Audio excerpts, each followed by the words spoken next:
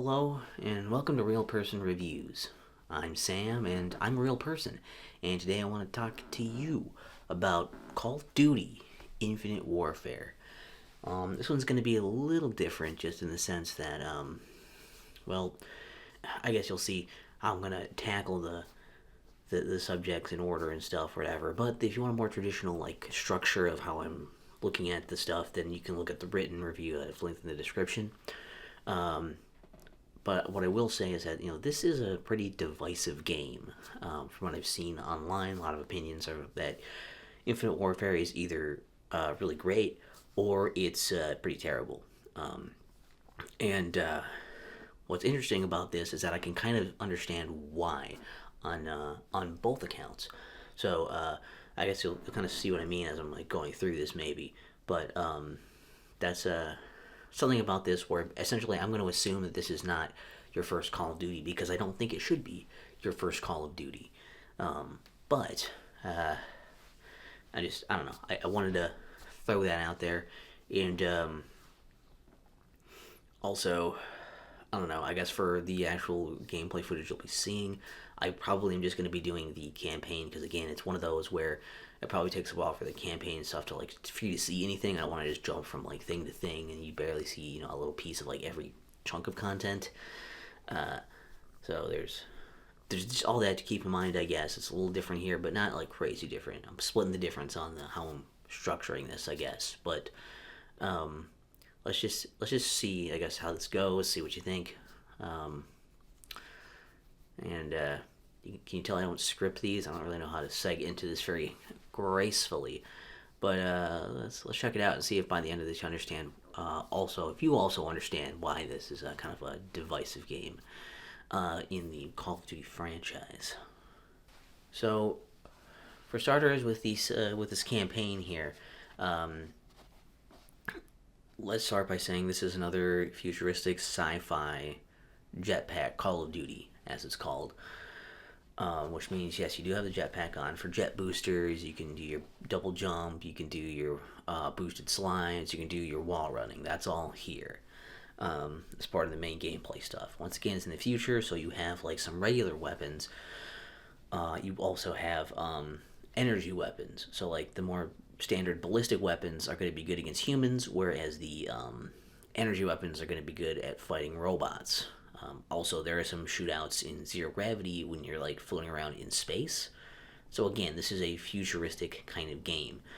The main plot of this, I guess I don't want to give too much away for some of this. Really, the main plot is just there to kind of fuel the rest of what's going on here. The main plot is idea basically people of Earth are being attacked by the Settlement Defense Force or some shit like that. Basically, a group of people around the solar system here that want to destroy Earth and all of its, freedom and goodness and all of that stuff. And they're very generically evil. They're not very interesting. They're just kind of clearly being the bad guys for you to be the good guys for. But it's not really so much about that as it is about this overall theme you have, because you're playing as Captain Reyes. Well, you kind of just become captain by being the highest ranking officer on a ship whose captain was killed. And the whole game kind of revolves around this theme of being a good commander, or basically in order to be this really effective leader for this military forces, you will have to let your men die. The idea that you can't care too much. If you do, it's going to cost you the mission. You're not going to be able to win. And it's kind of hammered in throughout the campaign. But the thing is, where it's most effective is in that a lot of these characters that you are, meeting and getting to know and growing fond of, these characters with their nice, they have good performances, and they're they're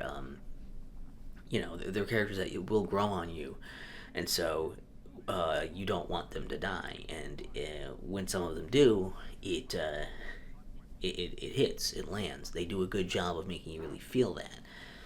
So this theme is pushed all the way even into the credits of the game, where after your final mission and then you're watching the credits, you can listen to these audio logs of they're if you're reading this, I'm dead, audio logs of crew members you had that were like about out and about on your ship and things. Some of them you probably talk to more than others. There's like even like the walking around bits of your ship just give you some more flavor in a hemisphere to give you time to kind of sink in and feel like you're in the world and everything, which is also another thing that I didn't even really think about, but someone pointed out is that there's not really loading screens in this game. You just kind of like go in your mission and then you have cutscenes that are like between missions and like going to missions and doing stuff, and these cutscenes kind of act as like loading screens, but there's still like things that are happening and it doesn't feel like you're just like loading. So that's also an interesting way how the whole game feels like it's kind of like more seamless, just continuously going type of thing. And there are also side missions aside from your main missions. One of the things you can kind of do along the way is try to kill certain enemies that are considered most wanted enemies, but I'm assuming there's some kind of a reward for that, but I didn't manage getting all of them by the end of the game, so I don't know what that reward is. It's pretty much just a side thing of like, oh, you happen to kill this person that was the most wanted enemy. So it's hard to know unless you're just trying to make sure you're really killing everybody or going for specific targets. You know, if you happen to know where they are, replaying the missions and stuff. But there are some side missions you can do, and generally the reason you'd want to do these side missions, which, you know, these are largely some of the same gameplay stuff. There's some like different missions of like, here's a little more open, here's some like, there's like a stealth mission I know in there. It's like a few different things you're doing, but like the side missions, mainly the point here is to unlock more weapons, unlock perks for your main character, and unlock upgrades for your ship. So they're kind of like side things to do that, and you can do those in whatever order, and you know which ones are side missions, which ones are the main missions. Just kind of making it a little more open, though I guess a lot of them end up feeling a little repetitive. They're not like super different or anything. And there's, there's the few sections of zero gravity combat are, in space are not exactly amazing, because it's kind of like the normal boots on the ground stuff, except that like it's floatier and slower. It's harder to find cover, and it's just less dynamic. You can kind of go anywhere, and so can the enemies, but no one can do it quickly. So it's kind of a spectacle more than it is an actual like interesting piece of the gameplay. And the fact that it slows things down is also probably not good.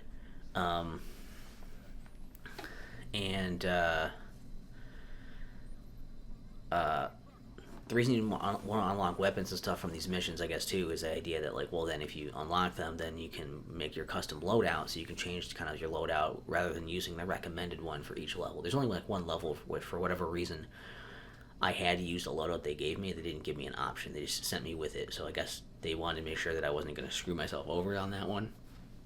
But, yeah, you can customize your loadout and things for each level. And you probably notice I mentioned, which also, like, I will say, I kind of liked that in the sense, like, by the end of it, I actually found myself, I was experimenting with different attachments and stuff, and I found myself kind of keeping a loadout eventually of, like a gun. I kept a gun that was, like, an assault rifle with a thermal scope on it so I could see my enemies very clearly. And then my secondary was, like, a submachine gun that was silenced for any stealth sections. I kind of like went with that. So like I did kind of like eventually kind of play around with this for customizing loadouts. I did try to figure that out. There's actually one mission that's like a stealth mission where you're walking around. An interesting thing happened here where it was like, oh, I think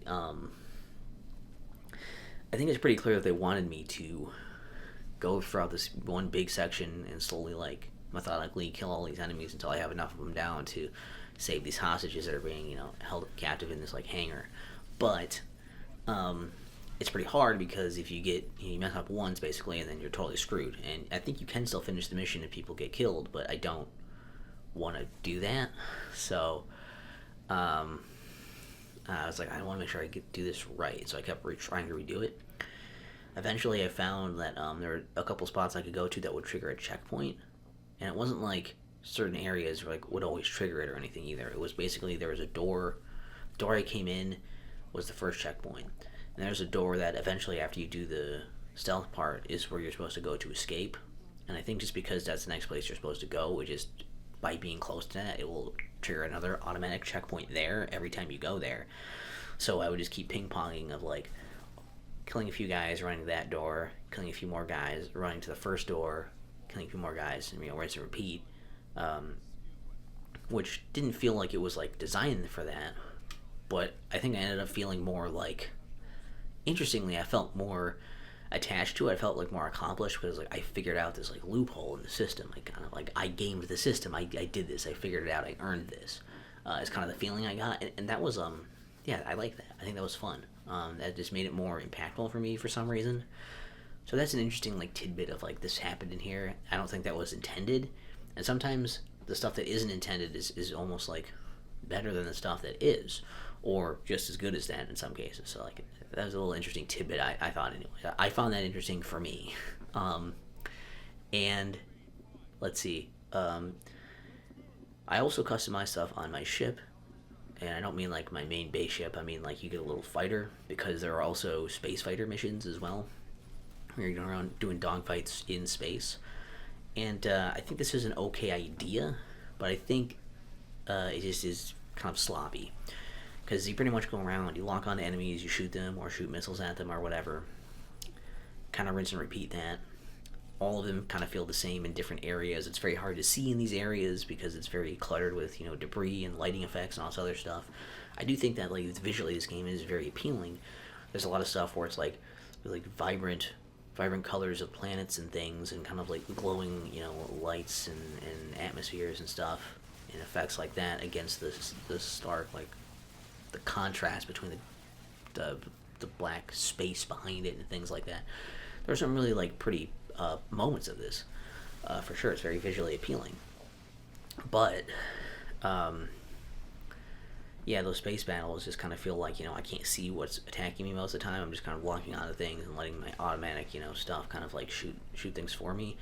There's a little bit of skill in like moving my aim over a bit to compensate for like how fast they're going and other things, but not much. And there's a little bit to maneuvering to escape enemies behind you, but again, not much. You have very little agency here, and so these all end up feeling like the same battle every time, because you don't have enough control over your ship or the variation of what you're doing in order to really meaningfully like change how these work. And I was only playing on regular. If you're playing on a really hard difficulty, these are probably a nightmare. But I did at least play around with some different like weapons and stuff on my ship to see what I liked to do. So there was something to it. It wasn't like the worst, but it just felt like repetitive all the time. And of course, some missions just blend multiple elements of, regular boots on the ground, the floating around in space, and the actual space fighter combat. So there's that. But basically, yeah, it's I don't know. It's still a good like campaign. I think it's a good length. I think it's a lot of stuff to do. I think also, especially once you start getting into things. I mean, my only other complaint about the boots on the ground combat really would be to say that, like, while it's still good, it's Call of Duty. The core gameplay is always good. The other thing is that the wall run doesn't really do you any favors. Sometimes the boosts and stuff are like good, the slides and the double jumps. But the wall run is something that I used when they gave me a tutorial on it, and then I didn't use it again until it forced me to in one section near the end of the game. So it's really not that useful of a thing. There's not even that many walls for you to run on, especially where it's going to be beneficial. So, yeah, so it lacks some variety because it's pretty much just those three types of things you're doing most of the time. A little bit of stealth here and there, but not a lot. But it's a good length campaign. And I think that, yes, the theme it's trying to go for here, it's like its message does come across well, even if the story itself is kind of bland, the villains, whatever, who cares, it's all very generic and silly. I think it still pulls off in the end of being a decent campaign. It's not amazing, but yeah, like I said, like, the characters are going to sell it a lot. If you like the characters, you'll like that. If you like the idea of playing through like a sci-fi movie, I think I think you'll enjoy this. It's kind of, in ways, it almost feels like a discount, or like a Star Wars knockoff game or something, right? There's elements of like a Star Wars game, or like Battlestar Galactica or something. There's definitely some feel of that in here. Doesn't feel a whole lot like your typical Call of Duty. I'm in an army and a realistic thing and oorah and all that stuff. It feels less like that. We're going to save the day and all that. It's less like that.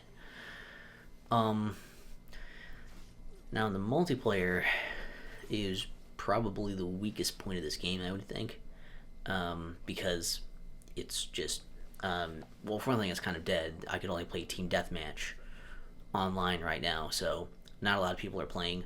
But I did try this myself with bots. Defender was a neat mode where they have um,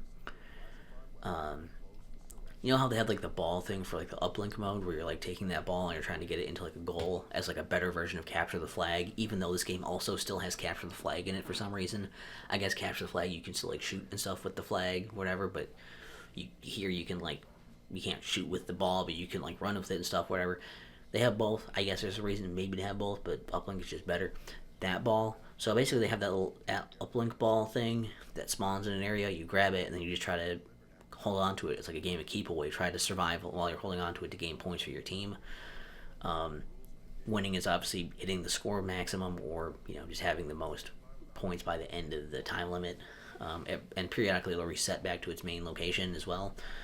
And I think this is one of those where it does really work well with the movement system here. Just in general, the movement system for like the boosts, like the jumps and the slides are good here for your jetpack stuff. You get a lot more use out of it than you do in the main campaign, where I mostly was on the ground all the time.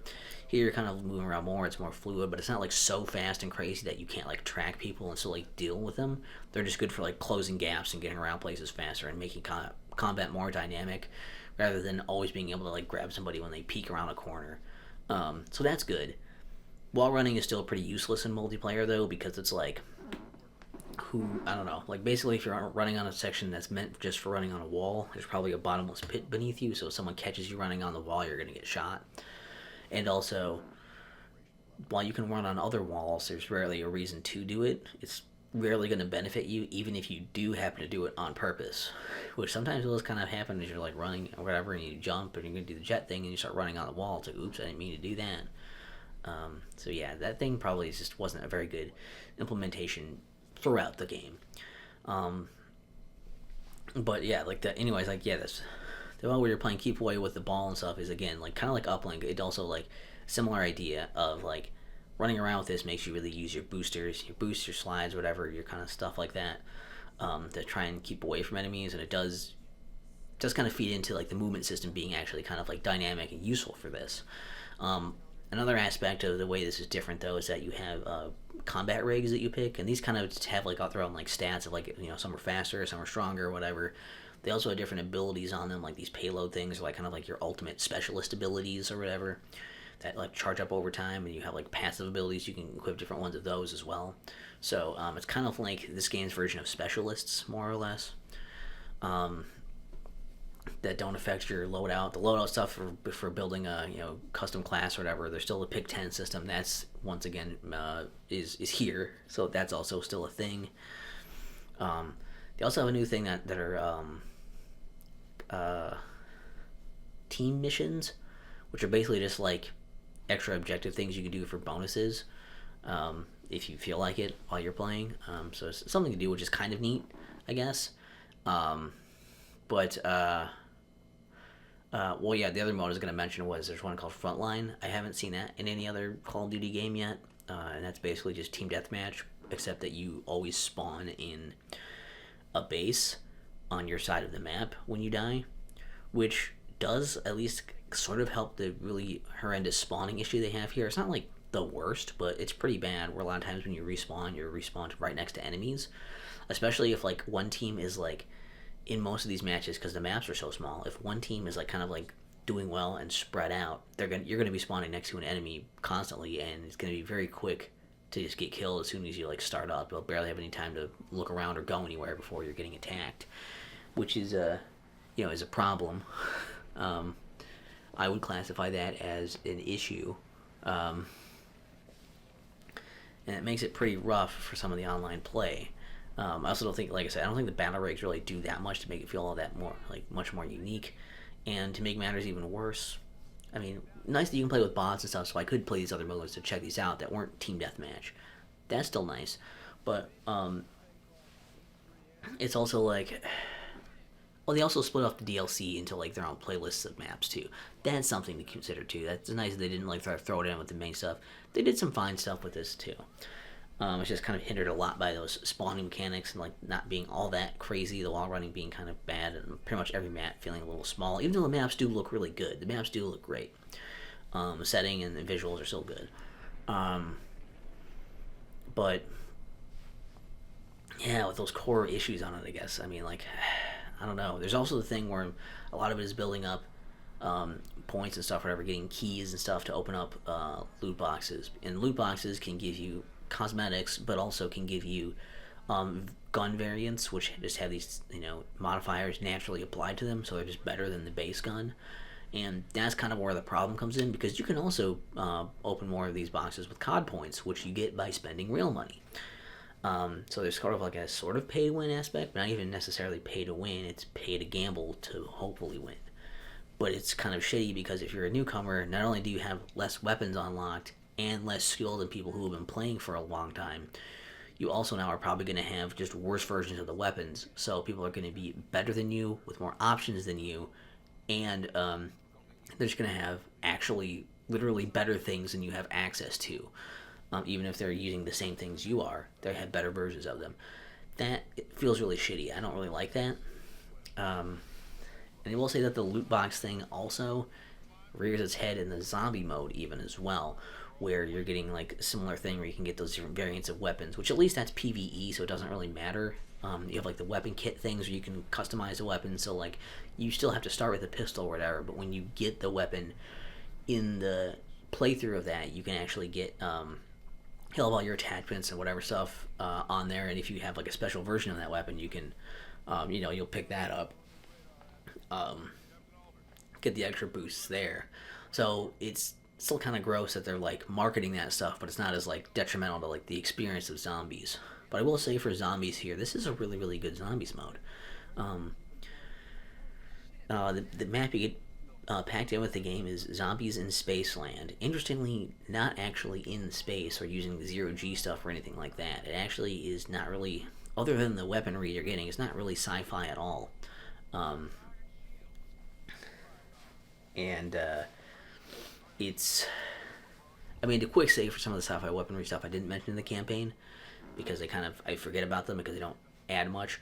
Would you say that there are things like you can use hacking devices to hack into robots and make them attack each other and explode? And there's also like anti-grav grenades and like shock grenades and stuff. There's things kind of like that. They don't do a lot to really change how you're playing most of the time, but they do exist, so I thought I'd mention them, even though I'm in a weird spot to mention them. Some of that stuff does show up in this as well. Like I say, the whole weaponry of the futuristic stuff, whatever, shows up in this zombies game, zombies mode. But the setting is basically you're in the 80s, as is evidenced by many things, including licensed music from the era, in this theme park. And the theme park is like a space-themed theme park. The amusement park is Spaceland. But then there's a bunch of zombie park goers that you're fighting off, trying to survive here.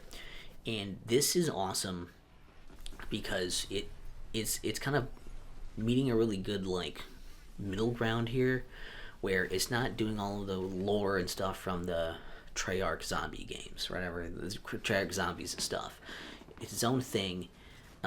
It's very silly and just fun. It's very colorful with like neon lights and things going on around the area. Obviously, it's like an amusement park, so it's fun to run around there and do stuff.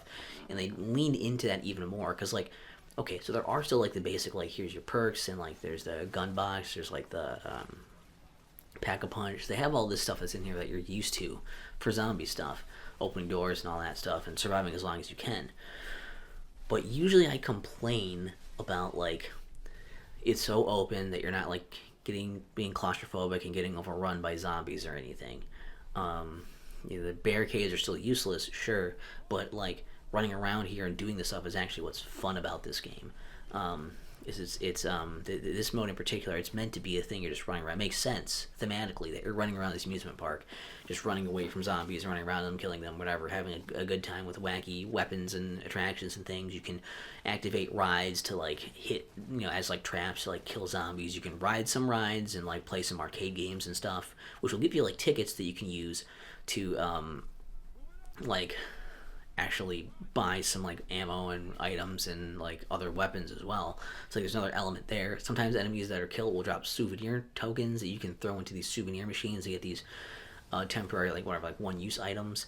They also have like fate and fortune cards, which kind of work like gobble gums, where it's like they're just like, consumable one use things during the match. They give you like a temporary power up. So there's like I don't know, there's like a lot of stuff like going on. But it's like there's also Easter egg stuff that I didn't even like deeply explore. To be honest with you, I know you can put on sunglasses and make everything black and white, and I don't. I'm sure they do something somewhere, but I don't know what other than they fall off your face when you get hit. So I still haven't figured that out. There's more stuff here than I know about. But it's just a ton of fun. Like you're running around, riding rides, colorful area, 80s music playing, just blasting down zombies. It's a really it's a fun time. It's obviously geared towards having fun. It's built for fun. And it does a really good job at delivering on that fun, which is very good. There's also something called the Afterlife Arcade, where if you get downed and bleed out, instead of just spectating, you can play mini games in this Afterlife Arcade, and then you can earn yourself a soul token to get back into the match. I'm trying to say match and fight at the same time. Back into the might, back into the fatch, and then you can keep playing. So that's something I think is awesome. So you don't have to just spectate, especially in those long rounds. Even if you can't come back, you have something you can do that's not just watching people, kite zombies and run trains and stuff for a long time until you can come back. So that's definitely a big improvement here. There's also a variant, it's like a boss fight variant called Aliens, which is like on a very small version of this map. You start in like a room where you can buy you have a set amount of money to buy these souped up weapons and some perks. And once you're ready, then you can all go out and start fighting the boss and then fighting these aliens. And I tried it once and did not do very well at all. So I don't really know how well that goes. What happens if you finish that? If you can beat that, I assume you can, but I didn't. So, but that is another option you have to do that. Although I will admit, there's not really any customization for like your. There's no bots for these for offline or anything either, or whatever. So if you play solo, you just be by yourself. But yes, the zombies mode. So again, it's one of those where like I think the zombies mode is like also like very good. Just it's a hell of a lot of fun. It's something that I think they really nailed the whole like, hey, like we're not gonna make it as crazy as like involved and serious as like the Treyarch stuff, but we're not gonna try and like do something too out of the ordinary and weird here. So instead of like making it like different or too similar, they made it like similar at the core aspects and then put a twist on it. They made it fun, and that's an excellent way to do it. And this is without me playing any of the DLC. I'm sure those maps are fun too. So it's a surprisingly good zombies experience too.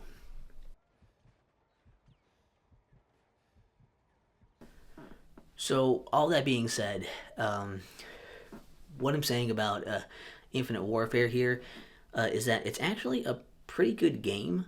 I think it's a very solid game, but I totally get why it's divisive because this is a Call of Duty game. If this wasn't Call of Duty, I think people would easily be able to look at something like this and be like, yeah, this is pretty good. But because it's Call of Duty, it kind of suffers. I forgot to turn my light back on. It suffers. And it's just that people were sick of the sci-fi futuristic stuff at this point for Call of Duty. They wanted more realistic gameplay stuff. And if you're someone who wanted to be more realistic, at least based in reality, if not actually a historical shooter, at least based more in like what we understand of reality, I think, yeah, if you want that, this is not really going to be your cup of tea for the campaign especially. If you don't like the space fighting thing, that can be kind of rough to have in there. And I think as far as like multiplayer, I think that, but also at the same time for the campaign, if you want something different out of Call of Duty, I think that this is still something interesting to offer for a not typical Call of Duty experience of like a different feel, a different tone, a different kind of like not just we're all army guys kind of thing. It's something. There's something here. There's something to it. The multiplayer is pretty dead, so I understand not really wanting to play that at this point anymore. But for the multiplayer, I think that the movement system and the different stuff with like the specialties and the pick 10 and having all these different things that like are like tweaks and layers to the gameplay of this is probably going to be pretty good for people who have been playing the multiplayer for a long time, and again want something a bit different, more involved, that has like more for you to figure out and master. Then it makes sense. But if you're somebody who wants it to be more basic and simple and fun and more accessible to new players, there's still just too much going on there, really, for a lot of you for that. And I think that zombies mode might turn off some more hardcore zombies players, as the story isn't there for the same kind of characters they're used to, aren't there, the gritty tone isn't there. It's definitely a more fun, accessible version of zombies, which I think a lot of people enjoy because of that. It didn't feel like you needed to know a bunch of stuff or learn a bunch of crazy stuff. It's a lot to unpack as you're playing and figure out as you go, but since it's fun to do so, it's kind of different than like people, being tryhards immediately, being like, how do you not know how to do all of the secrets immediately? It's like the game's been out a week. How do you already know this, right? It's a much different experience there, and so I think Infinite Warfare ultimately is something that probably appeals more to people who are fatigued with classic Call of Duty stuff, who are, wanted something different, who wanted to, see the series kind of go somewhere and evolve. But sadly, as we kind of noticed, the mainstream bulk of the fans seem to not really want this. Mostly it's niche fans begging for a sequel that'll never come. I think they really tried to get this off the ground, Ghosts didn't turn into a series. Advanced Warfare didn't turn into a series. People were very harsh on Black Ops 3, and Infinite Warfare definitely did not turn into a series of its own either. So, I mean, yeah, like I said, Black Ops 3 pretty much is Black Ops only in name. So, I don't know. It definitely, we saw this era of the jetpack era of Call of Duty. We saw this stuff just not really work for them. And this was kind of like their last shot at that. And it's like, all right, well, it's not working. Forget it. We're done. And the people have spoken. And unfortunately, that's kind of where we are with it. I don't think people are going to, unless we have enough of the other stuff where there's a reason to come back to this futuristic setting, they're probably not going to do it for a while, because it did bite them in the ass so hard to really double down and be like, we're going to push forward. And people just kept saying no. And so like, all right, fine, well, let's make something normal again. And how do you feel about that? Do you prefer the more classic style of Call of Duty, or did you like the sci-fi stuff they were doing? Personally, I like both. I think they've done good stuff here because the core gameplay is always good, and I think what they're doing with these has just been really fun and interesting, trying different stuff with the campaign and the movement systems and weapons and ideas. And while I don't think everything necessarily is amazing or anything like that, I do think we still end up with things that are interesting, especially as you're blasting through the series. But I also can agree that I don't know that I need to see this many futuristic things like this. And I think that while this one is still kind of, it's still good, it's not as good in terms of that kind of stuff. Like the character stuff is what really pushed this campaign forward, more so than the actual regular gameplay stuff was a bit on the weaker side. I think Black Ops 3 still had a better campaign overall. Personally, I think Advanced Warfare had a better campaign overall. So, we're I don't know. Again, we're seeing Call of Duty kind of like buckling under the weight of its own success, which is bound to happen. That's fine.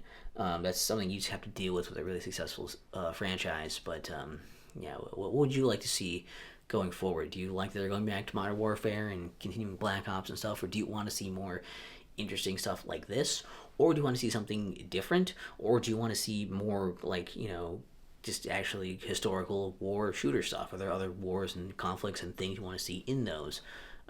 Because well, spoiler, next one we're going to go back again to World at War, which I have played before, so we're going to be going back into historical shooter territory anyways. So get ready for another like cleanup lap of World War II stuff coming soon to me near you.